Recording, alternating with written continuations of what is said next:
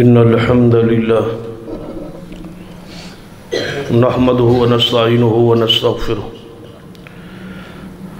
ونعوذ بالله من شرور أنفسنا ومن سيئات أعمالنا من يهد الله فلا مضل له ومن يضلل فلا هادي له أشهد أن لا إله إلا الله وحده لا شريك له وأشهد أن محمدًا عبده ورسوله أما بعد فإن خير الحديث كتاب الله وخير الهدي هدي محمد صلى الله عليه وآله وسلم وشر الأمور محدثاتها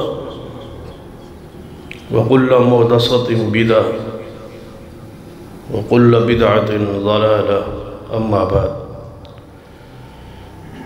فأعوذ بالله السميع العليم من الشيطان الرجيم من همزه ونفخه ونفثه بسم الله الرحمن الرحيم والذين جاهدوا فينا لنهدينهم سبلنا وإن الله لمع المحسنين وقال الله تعالى في مقام آخر لقد من الله على المؤمنين إذ بعث فيهم رسولا من أنفسهم يتلو عليهم آياته ويزكيهم ويعلمهم الكتاب والحكمة وإن كانوا من قبل لفي ضلال مبين رب اشرح لي صدري ويسر لي أمري واحلل عقدة من لساني يفقهوا قولي رب زدني علما سبحان ربك رب العزة عما يصفون وسلام على المرسلين والحمد لله رب العالمين وذرا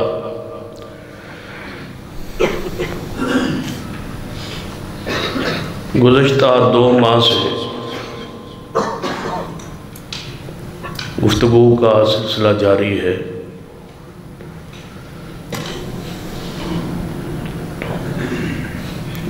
اسی ایک موضوع پہ کہ شروع سے لے کر آج تک لوگوں کی اکثریت جو ہے حق قبول کیوں نہیں کرتی. ہر دور میں ہر زمانے میں اہل کفر کی اور اہل باطل کی عددی طور پہ اکثریت رہی، اہل حق تھوڑے رہے، جبکہ دلائل اللہ کی وحی کے، اللہ کی طرف سے آئے ہوئے دلائل ہمیشہ اہل حق کے پاس رہے. حیرانگی یہ ہے کہ اہل باطل کے پاس دلائل ہی نہیں، لیکن اس کے باوجود لوگوں کی اکثریت اسی طرف.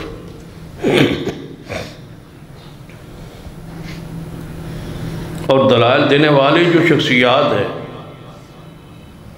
ان کے مقابلے میں اہل باطل کے پاس شخصیات بھی نہیں، کیوں یہاں 1.25 لاکھ انبیاء علیہ السلام گزرے، معصوم بھی تھے، اخلاق کے آلات بھی تھے، زبان کے اندر فصاحت بلاغت بھی تھی، بات کو سمجھنے سمجھانے کی صلاحیت کامل تھی. انبیاء جو تھے ہر پیغمبر کا سینہ اللہ حق کے لیے کھولتا ہے. الم نشرح لک صدرک رب اشرح لی صدری ویسر لی امری. لیکن اس کے باوجود لوگوں کی اکثریت حق قبول نہیں کرتے. اس کی وجوہات پر کئی خطبات سے تبصرہ جاری ہے. سب سے پہلی وجہ ہم نے بیان کی کہ جہالت ایسی وجہ ہے کیونکہ لوگوں اکثریت جہالت کا شکار ہے۔ جہالت ایسی بیماری ہے جس وجہ سے بہت کم لوگ شفا پاتے۔ اس کے بعد دوسری وجہ کہ لوگ حق کی رغبت نہیں رکھتے، تڑپ نہیں رکھتے، خواہش نہیں رکھتے، جہاں کوئی لگا ہے لگا رہنے دو، اس اصول اور اس فلسفے پر زندگی بسر کر جاتے۔ اور تیسری وجہ عوام الناس کے ذہن یہ بات ڈال دی گئی ہے کہ کتاب و سنت مشکل ہے، آپ کو سمجھ نہیں آ سکتا، لوگ اس لیے اس علم کے قریب ہی نہیں آتے۔ اور چوتھی وجہ جو ہے وہ تکبر ہے، انانیت ہے، جس وجہ سے لوگ حق کو قبول نہیں کرتے۔ اور پھر سب سے زیادہ جس چیز پر ہم نے زور دیا کہ کچھ وجوہات ایسی ہے جس کی وجہ سے لوگ رائے حق سے دور رہتے ہیں، ان میں سے ہمارے معاشرے میں برصغیر میں امامت اور تقلید ایک ایسی چیز ہے جس نے لوگوں سے حق سے پھٹکایا ہوا ہے، دور رکھا ہوا۔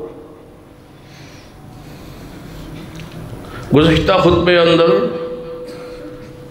اس پر تفصیل سے گفتگو ہوئی کہ امامت کیا ہے اور تقلید کے نقصانات کیا ہے۔ آج کے عنوان کی مناسبت سے اسی کے ساتھ ملتی جلتی ایک تیسری چیز ہے جسے تصوف کہا جاتا۔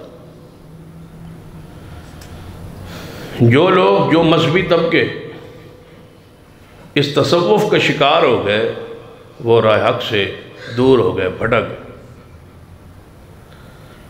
تصوف نو اگر تسی اپنی زبان سمجھنا چاہو تو اس کو اس انداز میں کہا جا سکتا ہے کہ ہمارے معاشرے میں جو پیری اور مریدی کا تصور ہے اس نے لوگوں کو ایسے، ان کے دماغوں کو، ذہنوں کو جھگڑا ہوا ہے کہ لوگ حق قبول کرنے کے لیے تیار ہی نہیں۔ مختلف وہ سلسلوں سے جڑے ہوئے ہیں، مختلف پیروں کے ساتھ ان کی نسبت ہے، جس خول سے آگے وہ نکل کے سوچنے کے لیے تیار ہی نہیں، یہ ایک ایسی رکاوٹ ہے۔ اس پر بہت سارے علماء کرام نے تصوف پر کتابیں لکھی، اس کے رد پر بھی ہیں اور اس کے ثبوت پر بھی ہے۔ اس میں بہت ساری نمایاں کتابیں بھی ہیں۔ عربی زبان میں اس پر حضرت علامہ احسان ندوی شہید رحمۃ اللہ علیہ کی معروف کتاب تصوف ہے۔ علامہ شہید رحمہ اللہ نے اپنی کتاب کے مقدمہ میں جو بات لکھی ہے وہ سننے والی، فرماتے ہیں کہ جب میں تصوف پر قلم اٹھانے لگا اس پر کچھ لکھو تو میرے ذہن میں ایک ہی چیز تھی کہ تصوف اسلام ہے، دین ہے، شریعت ہے، صرف اس میں تھوڑا سا غلو یا زیادتی، اعتدال کے راستے سے لوگ محبت میں ہٹے ہوئے ہیں۔ فرماتے ہیں کہ میں چاہتا تھا کہ اس میں اعتدال کا راستہ امت کے سامنے رکھو کہ یہاں تک تصوف ٹھیک ہے، اس سے آگے نہیں ہے۔ وہ فرماتے ہیں کہ جب میں نے کتابیں صوفیاء کی پڑھنے لگا تو مجھ پر ایسے ایسے راز افشا ہوئے کہ میں یہ کہنے پہ مجبور ہوں کہ یہ ایک کتاب اس کے لیے کافی نہیں ہوگی اس پر کئی کتابیں اگر نہیں ہو سکتی تو 2 کتابیں مجھے لکھنا چاہیے۔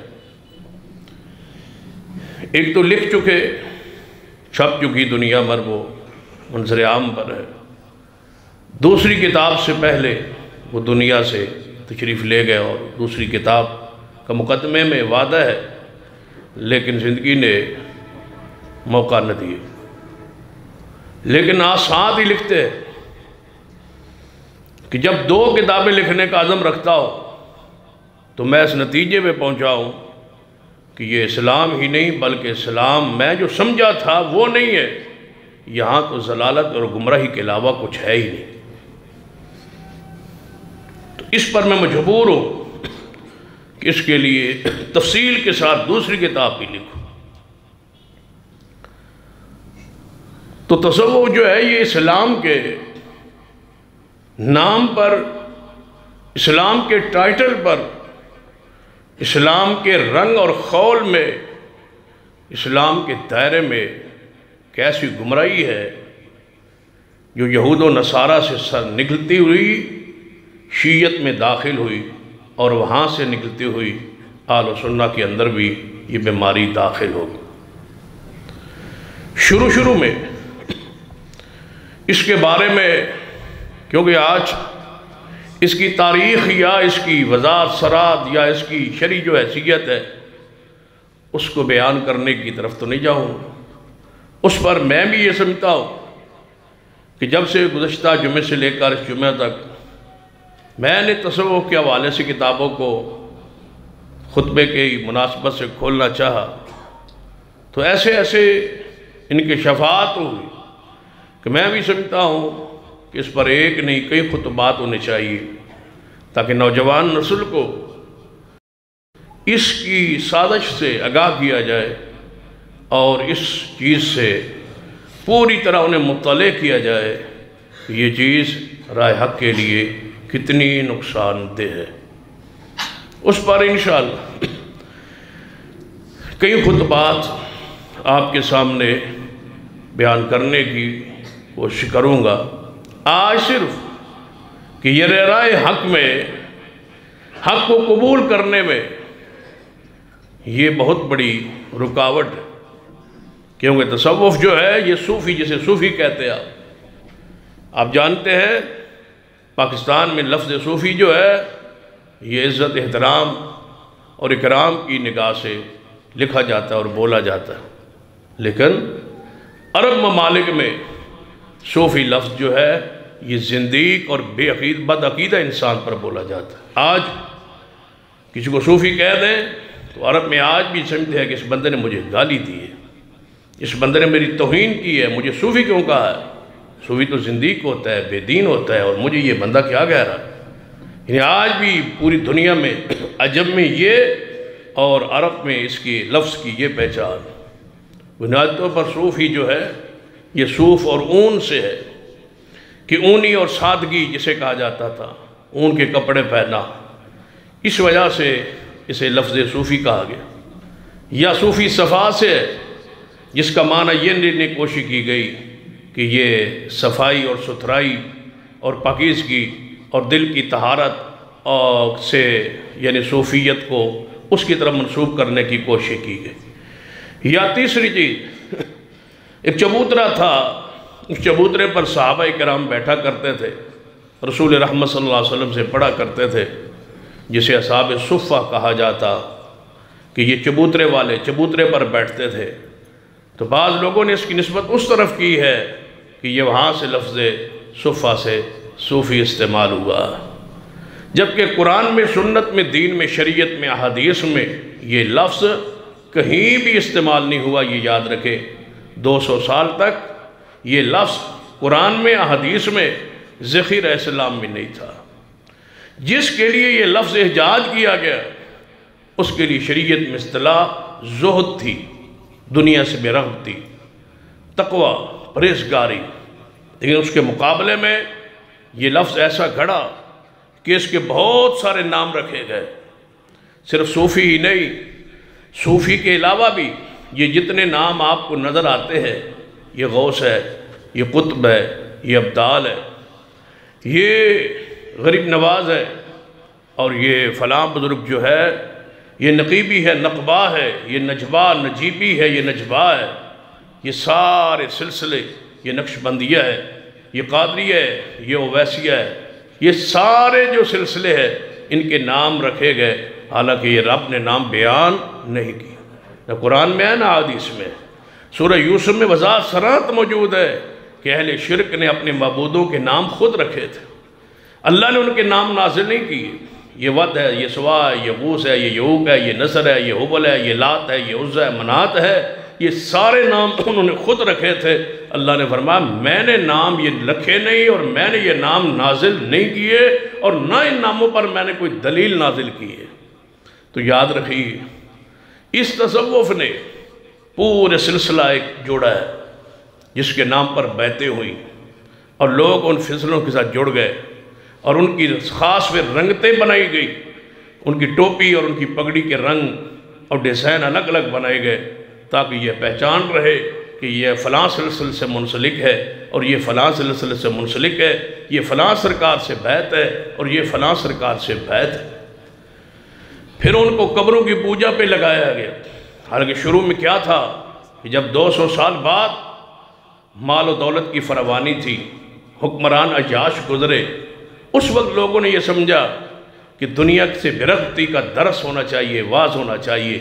اس کے لیے کچھ علماء نے کوشش کی، اور اس کوشش کے بعد بعض لوگ ایسے پیدا ہوئے جو عیسائیت کے اندر رہبانیت تھی، وہ دنیا سے الگ تھلگ ہو جاتے تھے، دنیا سے بالکل الگ ہو کے غاروں میں جا کے بیٹھ جاتے تھے اور عبادت کرتے تھے، جنہیں راہب کہا گیا، جنہیں رہبان کہا گیا ہے، جن کے بارے میں قرآن میں اتخذوا احبارهم ورہبانہم اربابا من دون اللہ، انہوں نے اپنے پیروں بزرگوں کو، بڑے رہبان کو اور اپنے بڑے بڑے علماء کو اللہ کو چھوڑ کے رب بنا لیا تھا۔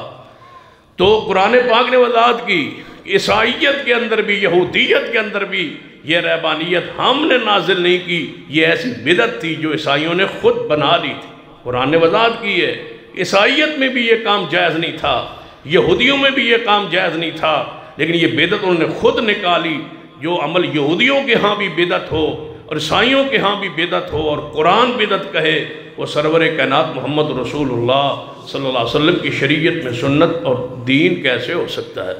آپ تصور کریں کہ نبی علیہ السلام کہ اپنے دور مبارک میں جہاں سے آپ کو خبر ملی کہ کوئی شخص دنیا سے الگ تھلگ ہونے کی کوشش کر رہا ہے دین کے نام پر، تو رسول اللہ اس کو روکا ہے۔ رسول اللہ صلی اللہ علیہ وسلم نے اسے منع کیا ہے۔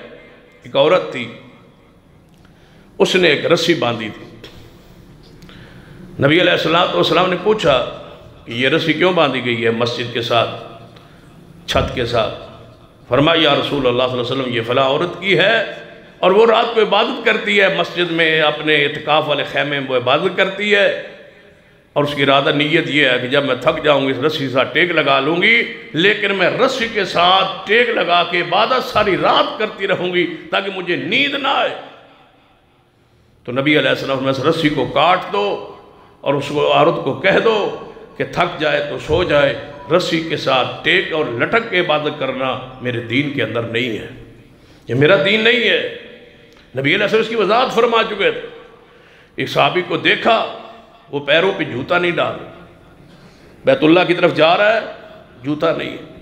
آج بہت سارے ایسے بزرگ ہیں جن کے بارے واقعات مشہور ہے، فلاں مدینہ پاک گئے انہوں نے جوتا نہیں پہنا، فلاں مکہ پاک گئے انہوں نے جوتا گھر سے لے کر وہاں تک نہیں پہنا۔ یاد رکھیے یہ اسلام نہیں، یہ دین نہیں ہے، یہی وہ ربانیت ہے، یہی وہ صوفیت ہے جس کو اسلام ختم کر رہا ہے۔ نبی علیہ السلام دیکھا ایک صحابی ہے اور اس نے جوتا نہیں پہنا ہوا اور بیت اللہ کا سفر کر رہا ہے۔ آپ نے فرمایا اس کو کیا ہوا ہے؟ کیا اس کے بعد جوتا نہیں ہے؟ یا رسول اللہ صلی اللہ علیہ وسلم جوتا تو ہے، لیکن اس نے نظر مانی ہے کہ بیت اللہ تک جوتا نہیں پہنے گا۔ فرمایا یہ میرا دین نہیں ہے، اس کو جوتا پہنے، اس کو کہو دھوپ پر نہ کھڑا ہو، چھاؤں پہ بیٹھے، سواری اس کے پاس ہے، چڑھتا کیوں نہیں ہے؟ یا رسول اللہ سواری پہ اس لیے سوار نہیں ہوتا، یہ کہتا ہے میں نے پیدل پہنچنا ہے۔ وہاں جس کے پاس سواری ہے اللہ نے طاقت بخشی ہے، اس کا پیدل چل کے جان بوجھ کے جانا، مشقت میں ڈالنا، یہ مصطفیٰ کا طریقہ نہیں ہے۔ نبی علیہ السلام روکا ہے، منع کیا ہے، اور بخاری کی مشہور حدیث بھی ہے، اس میں اسی چیز کا رد موجود ہے۔ کہ نبی علیہ السلام کے صحابی ہیں، 3 صحابہ ہیں، ایک عثمان بن مظعون رضی اللہ تعالیٰ عنہ، ایک سیدنا علی رضی اللہ تعالیٰ عنہ، اور ایک سیدنا عبداللہ بن عمر بن عاص رضی اللہ تعالیٰ عنہ۔ یہ تینوں صحابہ ہیں۔ تینوں آئے امی عائشہ رضی اللہ تعالیٰ کے دروازے پہ، پوچھا رسول اللہ رات کو کیسے عبادت کرتے ہیں؟ فرمایا رات کو جاگتے ہیں اور عبادت کرتے ہیں، اور بین مبارک سوچ جاتے ہیں، بڑی بڑی تلاوت کرتے ہیں اور قرات فرماتے ہیں، رات کو قرآن پڑھتے ہیں، پاؤں مبارک سوچ جاتے ہیں۔ تو صحابہ کرام کہنے لگے یہ تینوں کہ ہم گناہگار، ہم خطاکار، ہم عام انسان، اس اپنی حیثیت سے فرما رہے ہیں۔ ہمارے ہاں تو ان کا درجہ اور مقام بڑا بلند ہے کہ رسول اللہ کے صحابی ہے، فرماتے ہیں ہم رسول اللہ کے مقابلے میں تو کچھ نہیں ہے نا، ہم عام انسان ہیں اور وہ رسول اللہ صلی اللہ علیہ وسلم ہے، وہ معصوم ہیں اور ہم عام انسان ہیں، ہم رات سوئے رہے ہیں اور رسول اللہ صلی اللہ علیہ وسلم جاگتے رہیں، آج کے بعد کوئی فیصلہ کیجئے، ہمیں کیا کرنا چاہیے؟ ایک صحابی کہتا ہے میں شادی نہیں کروں، مجرد زندگی بسر کروں گا، شادی نہیں ہوگی۔ اپنے آپ کو پہلے دور میں راہب جو تھے وہ خسی کرتے تھے، مردوں ہو جاتے تھے، اسی وجہ سے کہ ہمارے اندر یہ مردان کی قوت ختم ہو جائے تاکہ ہم عبادت زیادہ کر سکیں۔ رسول اللہ سے روکا ہے، منع کی ہے۔ آپ فرمایا ایسا نہیں ہے۔ اس نے کہا میں شادی نہیں کروں گا، نہ شادی ہوگی، نہ بیوی، نہ بچے، نہ اولاد، نہ کمانا پڑے گا، نہ گھر کی مصروفیات ہوں گی، ہر وقت عبادت ہوگی۔ دوسرا صحابی رات بھر میں سوؤں گا نہیں، ساری رات عبادت۔ تیسرا صحابی کہتا ہے میں نے کبھی روزہ نہیں چھوڑنا، نفلی روزے زیادہ رکھوں گا اور روزانہ رکھوں گا، اور پورے 11 مہینے نفلی روزے رکھوں گا، اور 12واں مہینہ ویسے رمضان کا۔ نبی علیہ السلام گھر تشریف لائے، امی عائشہ نے بتلایا یا رسول اللہ صلی اللہ علیہ وسلم ایسے ایسے 3 صحابی آئے تھے اور یہ فرما رہے، مجھ سے یہ پوچھا، میں نے یہ جواب دیا، انہوں نے یہ فرمایا۔ کیا رسول اللہ صلی اللہ علیہ وسلم نے قبول کر لیا، برداشت کر لیا، خاموش ہو گئے، رک گئے، یا جمعے پر سمجھا دیں گے، یا کل سمجھا دیں گے، یا پرسوں سمجھا دیں گے، یا ان کو بلاتے ہیں سمجھاتے ہیں؟ نہیں، اسی وقت گھر نہیں بیٹھے، سیدھا مسجد نبوی میں فوری واپس پلٹے۔ ابو ہریرہ جی یا رسول اللہ، فرمایا اعلان کرو مدینے میں کوئی صحابی گھر نہ رہے، اور فوری مسجد نبوی میں پہنچ۔ اعلان ہو گیا مدینے میں کہ رسول اللہ بلا رہے ہیں۔ صحابہ دوڑے ہیں، کوئی جنگ کا خطرہ ہے، مدینے پہ حملے کا خطرہ ہے، کیا معاملہ ہے؟ رسول اللہ صلی اللہ علیہ وسلم نے ہنگامی طور پہ ہمیں بلایا ہے، نہ وقت نماز کا ہے، نہ وقت وہ خطبے کا ہے، نہ جمعے کا دن ہے، رسول اللہ نے کیوں بلایا؟ سارے صحابہ دوڑے، مسجد نبی بھر گئی، آپ ممبر پہ چڑھے، فرمایا فلاں فلاں 3 صحابی کھڑے ہو جائے۔ وہ کھڑے ہو گئے، تم میرے گھر گئے تھے اور میری بیوی زوجہ محترمہ سیدہ عائشہ سے یہ بات آپ نے پوچھی ہے اور انہوں نے یہ بتائی اور آپ نے یہ کہی ہے؟ جی ہاں یا رسول اللہ، ہم نے یہ بات گئے تھے اور پوچھا تھا کہ دن کے سامنے ہوتا ہے، رات کی عبادت ہم پوچھیں آپ کیسے کرتے ہیں، ہم پوچھ کے یہ ہم نے باتیں کی ہے۔ فرمایا میں شادی کرتا ہوں، میں شادیاں کرتا ہوں، میرے نکاح ہوئے ہیں، میں ان کے حقوق ادا کرتا ہوں، میں روزہ رکھتا ہوں، کبھی چھوڑ دیتا ہوں، میں رات کو سوتا ہوں، کبھی عبادت کرتا ہوں، کچھ عبادت حصہ کرتا ہوں، کچھ سو بھی جاتا ہوں۔ تم مجھ سے آگے بڑھنا چاہتے ہو، میری سنت کو چھوڑنا چاہتے ہو، میری طریقے کو چھوڑنا چاہتے ہو، یاد رکھو فمن رغب عن سنتی فلیس منی، جس نے میرے طریقوں کو چھوڑ دیا اس کا میں محمد مصطفیٰ کے ساتھ کوئی تعلق نہیں۔ رسول اللہ صلی اللہ علیہ وسلم نے روکا ہے، لیکن یہاں کتنے ہی ایسے لوگ ہیں جو دین سے شریعت سے دور ہے، لیکن تصوف کے نام پہ لوگوں نے پھنسایا ہوا، فلاں مجذوب ہے، کوئی مجذوب کے نام پہ ہے، کوئی کسی بزرگ کسی پیری اور بزرگی کے نام پر ہے۔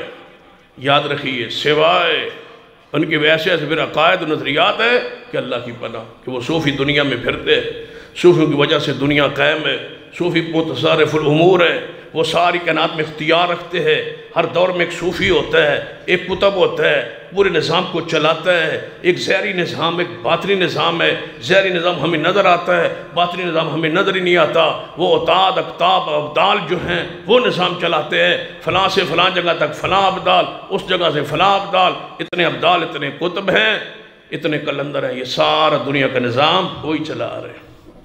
قرآن خالی ہے کلندر لفظ سے، احادیث خالی ہے لفظ قلندر سے، نہ کتب ہے قرآن و حدیث میں، نہ ابدال ہے، نہ اوتاد ہے، نہ نقبہ ہے، نہ نجبہ ہے، کوئی لفظ بھی نہیں ہے ان میں سے۔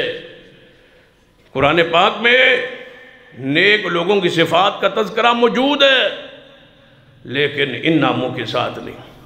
یہ نام کیا ہے کہ فلاں جناب کتب ہے اور فلاں ابطال، یہ نام ہے ہمف، وہ فلاں بزرگ جو ہے فنا فی اللہ ہے، اللہ میں فنا ہو گیا ہے، فلاں کو ہمیشہ کے لیے بقا حاصل ہو گئی ہے، یہ فنا ہے، یہ بقا ہے، فنا فی اللہ کی تہ میں بقا کا راز مضمر ہے، جسے مرنا نہیں آتا اسے جینا نہیں آتا، فنا فی اللہ، اللہ میں فلاں فنا ہو گیا۔ یہ ساری چیزیں وحدت الوجود ہے، وحدت الشہود ہے، یہ سارے نام ہیں ان کے، یہ کتاب و سنت سے ثابت نہیں۔ اللہ نے اپنے پیارے بندوں کو جو نام بتائے ہیں نا، وہ اس سے ہٹ کے ہیں۔ اللہ کے نام کیا ہے رکھے ہوئے کہ یہ لوگ ابرار ہیں، یہ لوگ متقین ہیں، یہ لوگ مقربین ہیں، یہ لوگ صابرون ہیں، یہ لوگ السابقون ہیں۔ قرآن پاک نے جو نام رکھے ہیں، یہ ذاکرون ہے، یہ محبون ہے، یہ بکاؤون ہے، اللہ کے سامنے رونے والے۔ قرآن نے جو نام رکھے ہیں وہ یہ استعمال نہیں کرتے، وہ اصطلاحیں استعمال نہیں کرتے۔ قرآن ولی کہتا ہے، قرآن مطہرین کہتا ہے، قرآن نے جو نام رکھے ہیں وہ کون سے ہے؟ ظالموں کو قرآن کے رکھے ہوئے نام بھی پسندیدہ نہیں، یہ نام اپنے رکھتے ہیں۔ آخر قرآن تمہیں خبر آئی ہے، تمہیں وہی آئی ہے کہ یہ نام کس نے رکھے، یعنی نام کس نے رکھے ہے؟ رسول اللہ نے رکھے ہیں؟ نہیں۔ صحابہ نے رکھے ہیں؟ نہیں۔ اور ان سارے پھر سلسلوں کی نسبت جاگے سیدنا علی سے جوڑتے ہیں کہ سارے تصوف کے جتنے بھی طریقے ہیں ان کی نسبت سیدنا علی سے جوڑتی ہیں۔ مجھے بتاؤ کس وجہ سے؟ کہتے ہیں سیدنا علی رضی اللہ تعالیٰ عنہ صوفیوں کے نعوذ باللہ امام تھے، جس طرح یہ دنیا سے بے رغبتی تھی ان کی بھی دنیا سے بے رغبتی تھی۔ اس پر دلیل، اگر دنیا کسی پاس کم ہو تو وہ صوفی ہوتا ہے، وہ بزرگ ہوتا ہے، تو پھر یاد رکھنا یہ حق صدیق کا ہے اور یہ حق سیدنا عمر کا ہے، پھر بھی یہ حق سیدنا علی رضی اللہ تعالی عنہ کا نہیں ہے۔ پڑھ لے زہد، پڑھ لے تقوی۔ اگر اس طرح سمجھ نہ آئے تو سیدنا علی رضی اللہ تعالیٰ عنہ کی شہادت کے وقت پوری دنیا کتابیں کھنگال مارے، جو شہادت کے وقت سیدنا علی کے گھر مال تھا اس کی فہرست پیش کر دے۔ سیدنا حسن و حسین کو کس حالت میں چھوڑا تھا سیدنا علی رضی اللہ تعالیٰ عنہ؟ کیا مال تھا ان کے پاس یا نہیں؟ کس حالت میں چھوڑا تھا؟ اس پر ذرا تبصرہ کرے۔ وہ دور مال کی فراوانی کا تھا۔ سیدنا علی رضی اللہ تعالیٰ عنہ جب دنیا سے گئے تو وراثت تھی، سیدنا حسن کو بھی ملی ہے، سیدنا حسین کو بھی ملی، 4 بیویاں تھی، اور سیدنا علی رضی اللہ تعالیٰ عنہ 19 ام ولد تھی، 19، 4 بیویاں، 19 ام ولد تھی۔ ام ولد اس لونڈی کو کہا جاتا ہے جس لونڈی کو اپنے پاس رکھا جائے اور اس کے بطن سے بندے کی اولاد ہو، اسے ام ولد کہا جاتا ہے۔ 4 نکاح والی بیویاں تھی، 19 لونڈیاں تھی، اور 24 بیٹے اس وقت زندہ تھے جب سیدنا علی دنیا سے گئے۔ تو یہ مجرد زندگی ہے، یہ دنیا سے لگ تھلگ رہنے والی زندگی ہے۔ کس بنیاد پہ کہا جاتا ہے کہ سارے صوفیوں کے امام سیدنا علی ہے؟ کس وجہ سے؟ جو صوفیاء کی خوبیاں بیان تم کرتے ہو کہ وہ دنیا سے الگ تھلگ ہوتا ہے، اور آج تک شیعہ یہ کہتے ہیں کہ سیدنا علی اور سیدہ فاطمہ کا حق تھا باغ فدق کا، اور وہ حق مانگتے رہے، نہیں دیا۔ وہ الگ بات ہے، دیا یا نہیں دیا، یا دینا چاہیے تھا یا نہیں چاہیے تھا، وہ تو بات الگ ہے۔ لیکن یہ تو ہے نا کہ وہ دنیا کا حق مانگتے رہے بقول تمہارے، پھر دنیا سے بے رغبتی تو نہ ہوئی۔ پھر دنیا کے یہ معاملات اور یہ کہنا کہ دنیا ان کے پاس نہیں تھی، یہ کہاں ہے؟ یہ کس بنیاد پر پھر کہا جاتا ہے؟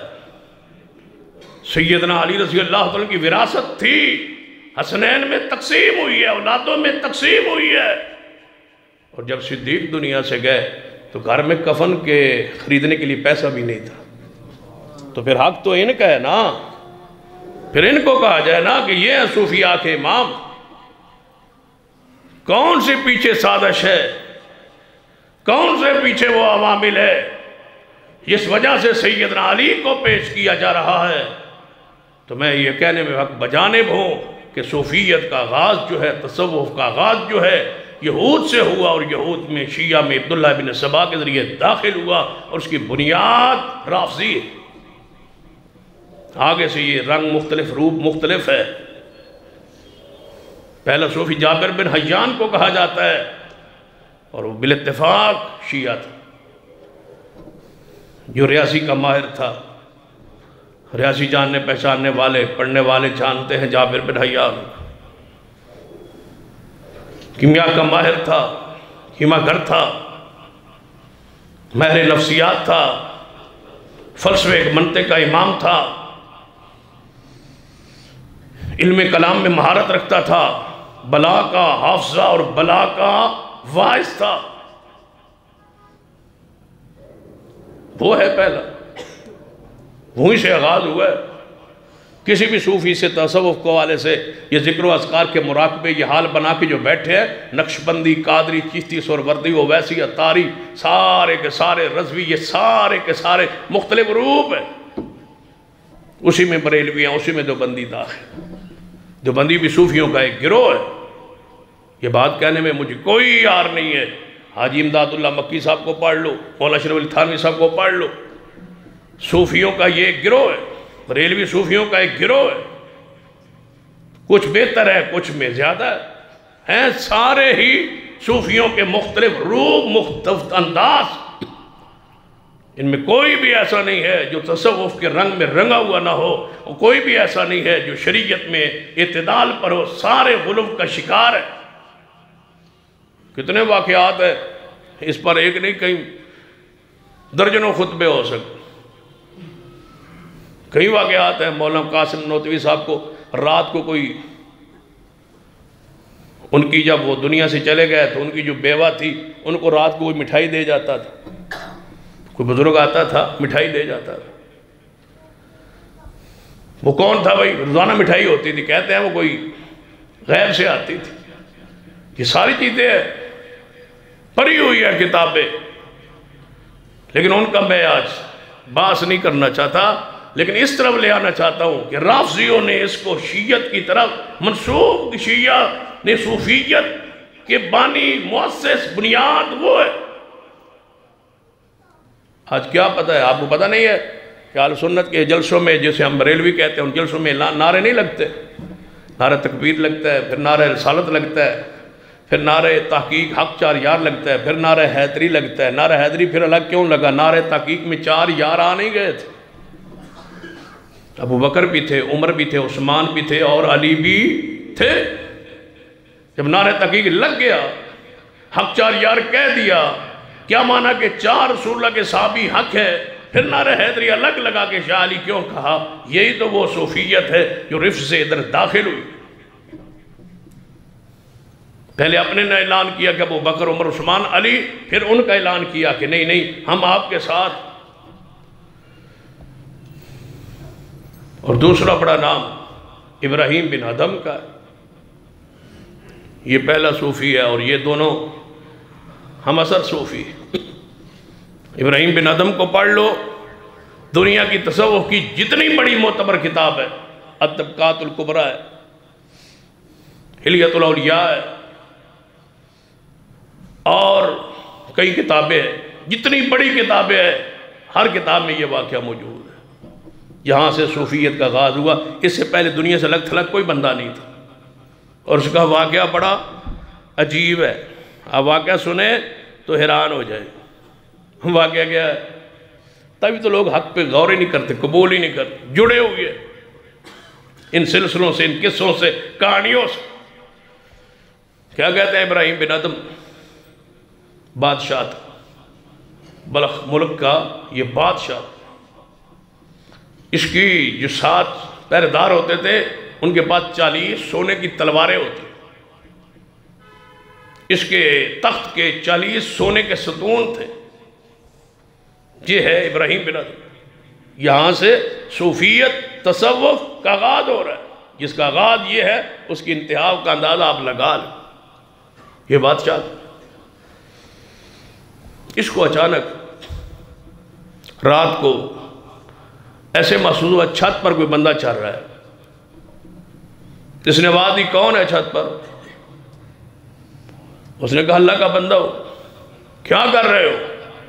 اس نے کہا میرا اونٹ گم ہو گیا اور چھت پہ تلاش کر رہا ہوں۔ ابراہیم کہتا ہے بیوقوف آدمی، چھت پر اونٹ ملتا ہے، گم بھی ہو جائے تو کہیں ریگستان میں ہوگا، صحرا میں ہوگا، یہاں اونٹ کیسے ہوگا؟ فرمایا تو سونے کے تخت پہ سو کے رب تلاش کرتا ہے، پھر یہاں رب کیسے ملے گا؟ یہ صوفیت کا آغاز ہے، یہ تصوف کی تاریخ ہے، اور یہ پہلا واقعہ ہے، یہاں سے تصوف شروع ہو رہا ہے۔ باقی دے سارے جڑے صوفی ہیں نا، پاکستانی، بر صغیر کے ہندوستانی، بنگالی، یہ سارے چھوٹے صوفی، یہ تو ان سے جڑے ہوئے ہیں، کوئی نجومی کے رنگ میں، کوئی کسی رنگ میں، کوئی کسی رنگ میں، کوئی کسی کا خلیفہ مجاز، کوئی کسی کا خلیفہ مجاز۔ خلیفہ مجاز ہی اتنے ہیں کہ اللہ کی پناہ لاکھوں میں، جو 2 دن کسی بزرگ کے پاس رہ آتا ہے وہ واپس آتا ہے، میں ہوں اب خلیفہ مجاز ہوں۔ یہاں بنانے والے خلیفہ بھی عجیب ہے اور بننے والے بھی عجیب ہے۔ ابراہیم بن ادہم کو اس نے کہا کہ تو یہاں رب تلاش کر رہا ہے، رب تخت پہ ملتا ہے اور سونے کے تخت پہ اور ریشم کی کپڑوں پہ ملتا ہے۔ ساری رات جاگتا رہا، چیختا رہا، دل دہل گیا، ڈر گیا ابراہیم۔ سویر ہوئی، پریشانی کے عالم میں تخت پہ آیا، سارے وزیر مشیر تلواریں وہ سونت کے سونے کی کھڑے ہو گئے۔ فرمایا اذن عام ہے، جو آنا چاہتا ہے آج پوری ملک میں سے، عوام میں سے اندر آ جائے، کھلے عام اجازت دے دو۔ وزیروں نے، سیکورٹی گارڈ جتنے بھی، سب نے تلواریں تان لی اور بندر اندر آنے لگے۔ اچانک یہ بندہ ایسا آیا کہ جتنا روب تھا کہ لوگ پریشان ہو گئے، اور کسی وزیر نے پوچھنا بھی ہمت نہیں کی کہ آپ کون ہیں، اندر کیسے آ رہے ہیں۔ اس نے عام تو تھا لیکن کچھ نہ کچھ اس میں تلاشی یا اس کی نگرانی سیکورٹی تو کچھ تھی، لیکن پوچھنے کی ہمت ہی نہ ہو۔ اندر آ کے داخل ہوا اور کہنے لگا ابراہیم اس سرائے کو چھوڑتا نہیں ہے تو؟ کہنے یہ سرائے نہیں ہے، یہ میرا تخت ہے۔ اس نے کہا یہ سرائے عام ہے، یہ تخت نہیں ہے۔ اس نے کہا یہ تخت ہے۔ اس نے کہا یہاں تیرے سے پہلے کون تھا؟ اس نے کہا میرا باپ۔ اس سے پہلے کون تھا؟ اس نے کہا میرا دادا۔ اس سے پہلے کون تھا؟ میرا پڑدادا۔ اس نے کہا پھر یہ سرائے ہوئی نا، ایک جا رہا ہے اور ایک آ رہا ہے، ایک جا رہا ہے آ رہا ہے، سرائے عام تو یہی ہوتی ہے، یہ تخت نہیں ہے، سرائے عام ہے، چھوڑ دے اس کو۔ اور غائب ہو گیا۔ غائب تو ایسا کرتے ہیں جیسے انہوں نے اپنے ہاتھ میں کوئی ایسی چیز رکھی ہوئی ہے۔ وہ بزرگ کہہ کے غائب ہو۔ اب غائب ہونے کے بعد دل اس کا اور ڈر گیا۔ رات کو یہ واقعہ پیش آیا اونٹ والا، اور اب یہ پیش آیا۔ اس نے کہا اب گھوڑا تیار کرو، میں یہاں سے نکلنا چاہتا ہوں شکار کے لیے۔ گھوڑے تیار ہو گئے، وزیر ساتھ تیار ہو، گھوڑے پہ یہ چڑھا۔ اس نے سارے وزیروں کو پیچھے چھوڑا، گھوڑا آگے دوڑا دیا۔ دل دہل رہا تھا، ڈر رہا تھا، پریشان تھا۔ اچانک آگے ہرن آ گیا۔ اس نے دوڑا دیا شکار کے لیے۔ ہرن کے پیچھے گھوڑا دوڑایا تو ہرن نے کہا تو مجھے شکار نہیں کر سکتی۔ یہ رک گیا۔ اس نے کہا میں تجھے شکار کیوں نہیں کر سکتا؟ اس نے کہا دنیا کے لیے، شکار کے لیے اتنا بھاگ رہا ہے، دوڑ رہا ہے، تلاش اس کو کر اللہ کو، تم ہرن کے پیچھے پھر رہا ہے۔ وہ ہرن غائب ہو گیا۔ یہ کہا کہ ہرن غائب۔ یہ وہاں سے اترا، یہ پیدل دوڑ پڑا۔ یہ تصور شروع ہو رہا ہے، بتاؤ جس قوم کو کہانی، اور اس پر اب 20 واقعات۔ ابھی فوت ہوئی ہے طارق لبیک کہ وہ بابا خاتم رضوی صاحب، وہ فوت۔ وہ واقعات ایسے سناتے تھے تو قوم انج پھر نعرہ مار دی سی، تو لوگ کچھ بھی نہیں سکھائیں۔ یہ بنیاد ہی یہ ہے۔ وہ دھرنے میں بیٹھے تھے اور کہہ رہے تھے حضور سے ہمیں دیکھ رہے ہیں، غوث پاک اوپر ڈانگ لے کے کھڑے، آپ کو کوئی بندہ کچھ نہیں کہے گا، اوپر غوث پاک ڈانگ لے کے کھڑے۔ بندے نے کہا لبیک یا رسول اللہ۔ پیر غوث پاک اوپر ڈانگ لے کے کھڑے، کتنے؟ اسلام آباد۔ قبر کہاں ہے؟ بغداد میں۔ سبحان اللہ کہہ رہے۔ اس نے کہا رسول اللہ آپ کو دیکھ رہے. ٹھیک ہے جی دیکھ رہے. کوئی کسی نے انکار نہیں کیا. اس نے کہا میں خود علی حجویری کے دربار پہ لائن میں لگا ہوا تھا, ابھی میں پڑھتا تھا مدرسے میں, لائن میں لگا ہوا تھا, تو میرے دل میں خیال آیا بھائی یہ پولیس والے تو لائن لگوا رہے ہیں اور ڈانگ مار رہے ہیں, تب دودھ کی سبیل ملے گی. میں نے کہا بابا علی حجویری میں لائن تے پولیس کو ڈنڈے کھا کے دودھ نہیں پیونا. کہنے اچانک پولیس والا آیا, وہ مجھے لے گیا, اس نے جا کے بٹھا کے مجھے دودھ پلایا. میری بزرگوں نے ڈائریکٹ قبر میں میری بات سن لی. یہ ہے وہ تصوف جس کو لوگ مانتے ہیں. کہتا ہے 1000 سال بعد میری قبر پہ آ کے یہ نعرہ لگاؤ گے تو میں سنوں گا اور جواب دوں گا. لوگ سبحان اللہ کہہ رہے ہیں. اس سے بھی بڑی بڑی قصے, یعنی وہ تو پرانے واقعات ہو گئے نا کہ بندہ فوت ہو گیا تھے, مریدنی آئی پیر عبدالقادر جیلانی رحمہ اللہ کے پاس, اور یہ حقیقی تھے, کتابوں میں لکھا ہوا ہے. اس نے کہا میرا بیٹا فوت ہو گیا. اس نے کہا کہاں ہے؟ اس نے کہا فوت ہو سکتا. نہیں فوت ہو سکتا, میں نے آج اس کو دم کیا تھا. وہ کہتے فوت ہو گیا, فوت ہو گیا. پھر وہ باہر نکل لنگوٹا کا سا, تو جو اسرائیل لے کے جا رہا تھا, یہ سب لنگوٹا کا سا دوڑ پڑے, اوپر اڑ پڑے. اسرائیل آگے آگے, پیر صاحب پیچھے پیچھے. جب آسمان کے قریب جانے لگے تو انہوں نے روحوں کی تھیلی جبریل اسرائیل کے ہاتھوں سے چھین لی اور زمین میں پھینک دی. سارے مردے زندہ ہو گئے, قبروں سے باہر نکل آئے جتنے بھی اس میں روحیں تھے. اب سبحان اللہ ہے, کون پوچھے. یہ آغاز ہے بھائی صوفیت کا, تصوف کا, جس سے ہم چاہتے ہیں لوگوں جان چھڑا لو. یہ کسے ہے؟ یہ کہانی ہے, یہ قبوری نظام, یہ قبوری دین ہے. اس سے جان چھڑاؤ اپنی. کتاب و سنت کی طرف آؤ, دلیل کی طرف آؤ, کتاب و سنت کی طرف آؤ. انبیاء کی معجزات حق ہے, اولیاء کی کرامتیں حق ہے, لیکن کرامتوں پر ذرا صحیح سند سے وہ کرامتیں ثابت ہوں. یہاں سے ابراہیم بن ادم دوڑے, اب پیدل جا رہے. آگے دیکھا ایک بندہ بکریاں چرا رہا تھا, اس کو بلایا. انہوں تخت دے کے تے انہوں اپنا تاج دے کے تے انہوں اپنا لباس دے کے بادشاہ بنا کے بھیج دیتا. آپ او دا لباس پا کے نیشا پر ٹور گئے. فقیروں والا, چرواہوں والا, وہ غار میں رہے. 10 سال وہاں اعتکاف کیا غار میں. کس شریعت میں ہے؟ محمد مصطفیٰ کی شریعت میں تو نہیں. یہاں تو اعتکاف مسجد میں ہے. غار میں اعتکاف کیا, وہاں سے لکڑیاں کٹھیاں کرتے, بیچتے, کھاتے اور پیتے اور رہتے, اور جمعہ پڑھنے جاتے, نماز پڑھنے جاتے. پھر وہاں سے نکلے بیت اللہ کی طرف پیدل. وہاں شیطان آ گئے. شیطان نے آواز دی, اے ابراہیم, بادشاہ ہوتا تھا, گھوڑوں پہ چڑھ کے زینت کے ساتھ جاتا تو بیت اللہ, یہ کیا شکل بنائی ہوئی ہے فقیروں والی؟ کہا لگتا ہے یہ شیطان ہے.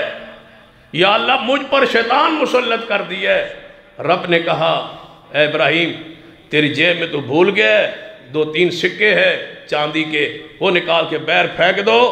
یا اللہ یہ تو میں نے اپنے خوراک کے لیے جوڑے تھے لکڑیاں بیچ کے, راستے میں خوراک کھاؤں گا. فرمایا آج کے بعد خوراک کی ضرورت نہیں ہے, اس کو باہر نکال دو. وہ باہر نکال کے پھینکے. اس کے بعد جو پھر کھایا وہ رب نے ہی دیا, کمایا نہیں, کسی نے دیا نہیں, کسی نے کھلایا نہیں. جب بھی کھانا ہوتا اللہ کھلا دیتا تھا.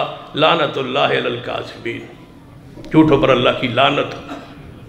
یہ صوفیوں پر قصے اور کہانی ہے. یہ ہے آغاز, یہ ابراہیم صوفیوں کا امام, صوفیوں کا آغاز, صوفیوں کا مؤسس, جس کی پہلے واقعے میں اتنا جھوٹ ہے, آخری واقعات میں کون کسی کو روکے. یاد رکھیے یہ سارے سلسلے انہی سے جڑے ہو. کوئی سلسلہ نقشبندیہ, قادریہ, چشتیہ, سہروردیہ, جمیریہ اسلام میں, دین میں, شریعت میں نہیں ہے. ایک بھی سلسلہ نہیں ہے. کوئی پیری اور مریدی کی بیعت نہیں ہے. پیر ایک ہے اور محمد مصطفیٰ ہے. آپ کی بیعت ہے اسلام قبول کرتے ہوئے, یا آپ کے بعد بیعت ہے جہاد کی. امیر المجاہدین کے ہاتھ پر بیعت کی جاتی ہے جو جہاد کرواتے ہیں, یا خلیفہ کے وقت کا جب انتخاب ہوتا ہے اس کی بیعت ہوتی ہے بات سننے اور اطاعت کرنے کی. کسی پیر کی اسلام میں کوئی بیعت ہے ہی نہیں.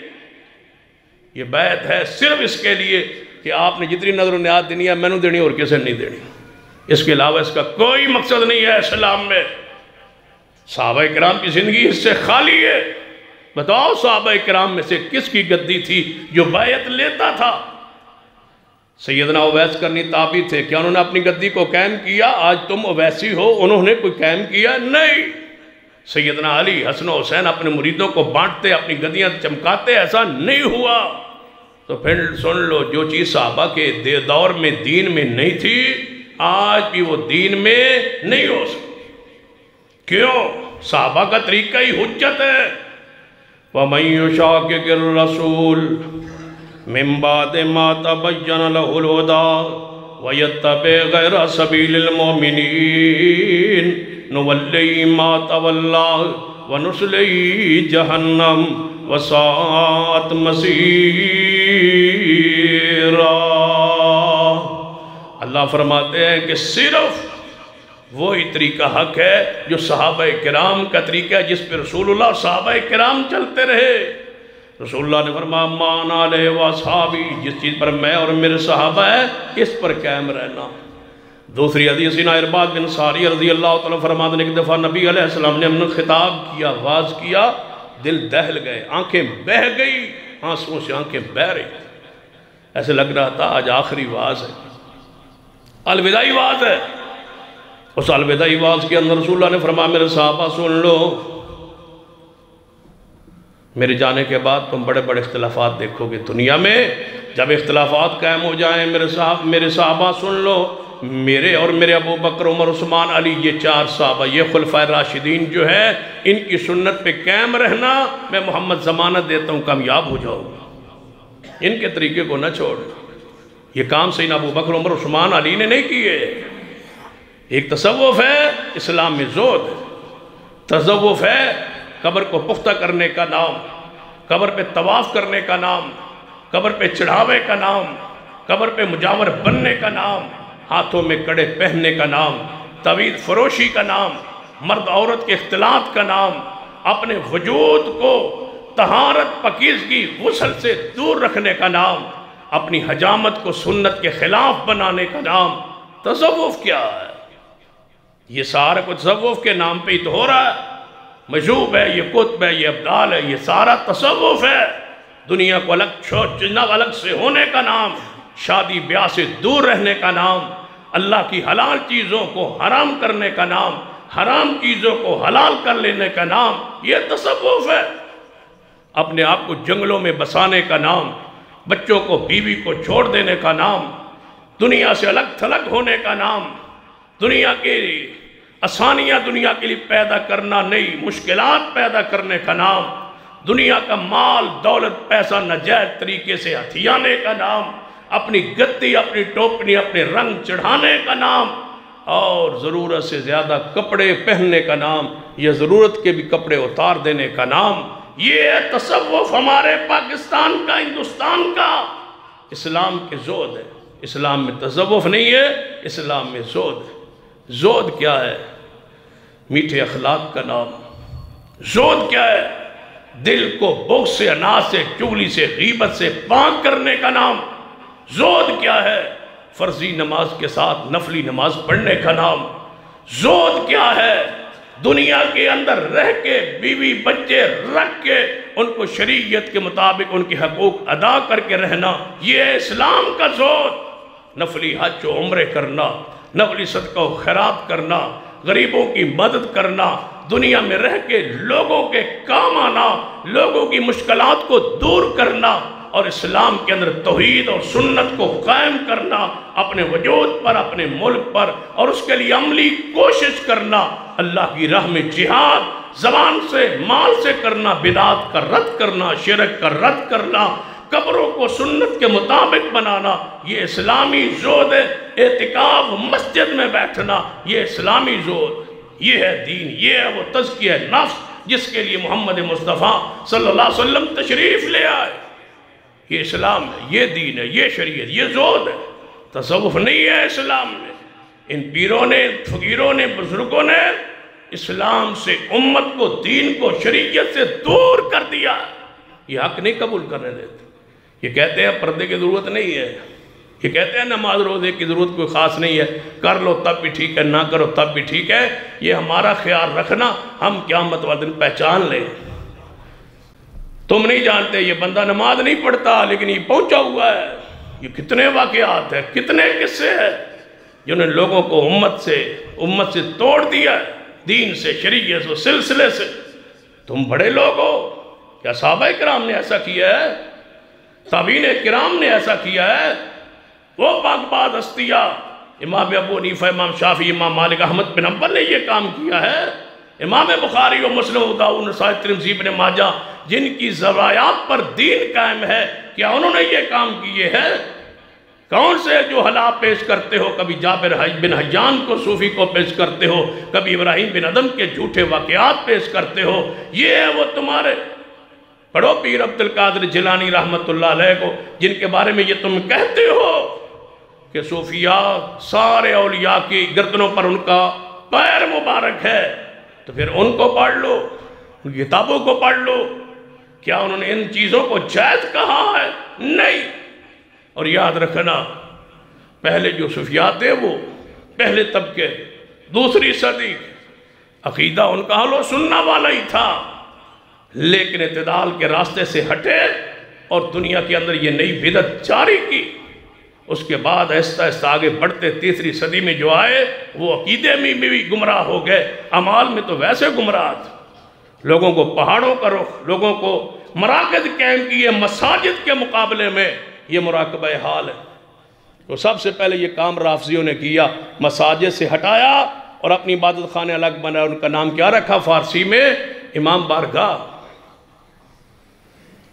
انہیں الگ رکھا۔ پھر ان کی نقل میں انہوں نے اپنے مراقبہ حال الگ رکھے، جہاں یہ وجود سے سر ہلا کے ذکر کرتے تھے، ناک بند کر کے ذکر کرتے تھے، گردنیں جناب ادھر ادھر پھیر کے ذکر کرتے تھے۔ یہ سارے اذکار کے وہ طریقے جو دل ہی دل میں دل کو ضربے لگاتے تھے۔ رسول اللہ نے صحیح البخاری کی آخری حدیث میں کا فرمان کیا ہے؟ کلمتان حبیبتان خفی علی الرحمن خفیفتان علی اللسان، فرمایا میرے دین کا ذکر زبان سے ہے، کلمات سے ہے، دل سے نہیں، گردن سے نہیں، ناک باندھ کر کے نہیں۔ میرا ذکر کلمات، جسے کلمہ کہا جاتا ہے، بولا جاتا ہے، میرے دین میں وہ ذکر ہے خفیفتان علی اللسان، میرا ذکر زبان کے ساتھ ہے۔ رسول اللہ کے دین کا ذکر زبان کے ساتھ ہے۔ اللہ اللہ یہ ذکر اسلام میں نہیں ہے۔ جاؤ اللہ تبارک و تعالیٰ کے نام کا جب بھی ذکر رسول اللہ نے ذکر کیا، ساتھ دوسرا لفظ جوڑا، اللہ اکبر، سبحان اللہ، الحمدللہ، لا الہ الا اللہ۔ صرف رسول اللہ نے اللہ اللہ اللہ کا ذکر نہیں کیا، صحابہ کرام نے نہیں کیا۔ رسول اللہ کا صرف ایک لفظ کا ذکر ثابت کیجئے، پورا ذخیرہ اسلام میں نہیں ہے۔ جب بھی لفظ اللہ کا ذکر ہوا، رسول اللہ نے دوسرے لفظ کو ساتھ جوڑ کے فرمایا، کبھی سبحان اللہ، کبھی لا حول ولا قوت الا باللہ۔ رسول اللہ سبحان اللہ و بحمدہ سبحان اللہ العظیم، دو کلموں سے ذکر شروع ہوتا ہے۔ چاہتا سارا اسلام پڑھو، ایک کلمے کا ذکر مجھے بتا دو۔ رحیم رحیم کا ذکر نہیں، یا حی یا قیوم برحمتک استغیث، دو کلمات کا ذکر ہے اسلام میں، دین میں، شریعت میں۔ کل پرسوں ایک بندہ کہہ رہا تھا، وہ طلباء بھی ہمارے ساتھ موجود تھے، اسپتال میں ہم تھے، تو وہاں میڈم ہم سے پوچھ رہی تھی، جی مسئلہ پوچھنے آپ مولوی ہیں؟ میں کہا مسئلہ بتاؤ جی۔ میں ذکر کرتے ہوں تاکہ بچے ہمارے پاس ہو جائیں، امتحانوں کے بعد جب امتحان دے کے آ جائے ہم ذکر کرتے ہیں یا اولی الالباب 300 والی، یا اولی الالباب۔ ادھر یقیناً اے عقل والو، اے عقل والو بتاؤ یہ ذکر ہے؟ روزانہ پڑھ رہی یا اولی الالباب۔ یا اولی الالباب کیا ہے؟ رافضیوں کا ذکر ہے۔ وہ کہتے ہیں اس کی یا اولی الالباب کون ہے؟ محمد مصطفیٰ صلی اللہ علیہ وسلم، سیدنا علی، فاطمہ، حسن حسین، یہ 5 تن جو ہیں یہ عقل والے ہیں، باقی سارے بے وقوف ہیں۔ تو کہتے ہیں یا اولی الالباب، یعنی اے 5 تن پاک، اے 5 تن پاک، اے 5 تن پاک۔ وہ کہتی میں موعدہ ہوں، میں نے کہا چنگا ذکر یاد کیا ہو۔ یہ حالت کیفیت، کوئی ٹی وی پر بیٹھ کے کوئی ذکر بتلا رہا ہے، کوئی ذکر بتلا رہا ہے، یہ سارے رائے حق اس لیے تو لوگ قبول نہیں کرتے۔ استخاروں کی مٹیاں کھلی ہوئی ہیں، میں ذکر یہ کرتا ہوں، میں استخارہ کرتا ہوں، کام اس نے کرنا ہے، استخارہ ٹی وی پہ مولوی کر رہا ہے، صبر اس نے کرنا ہے، نکاح اس نے کرنا ہے۔ یاد رکھنا کوئی استخارہ دوسرے بندے کے لیے اسلام میں نہیں ہے۔ جڑا بندہ آگے نا میں استخارہ تو ان کر کے دس دا، سمجھو جھوٹ بول رہا ہے، مال کھا رہا ہے، مفت کر رہا ہے، تاں بھی کسی داؤ پر بیٹھ رہا ہے۔ نہیں ہے استخارہ اسلام میں کہ توڑا استخارہ کوئی اور کرے، نہ استخارہ آپ کیجئے۔ رسول اللہ سکھاتے تھے، لیکن اپنے آپ کہ جس نے صبر کرنا ہے وہ استخارہ کرے، جس نے کام شروع کرنا ہے وہ استخارہ کرے۔ اللہ مجھے اور آپ کو سنت پر قائم رہنے کی توفیق بخشے۔ اقول قولی ھذا واستغفر اللہ لی ولکم ولسائر المسلمین وآخر دعوانا الحمد للہ۔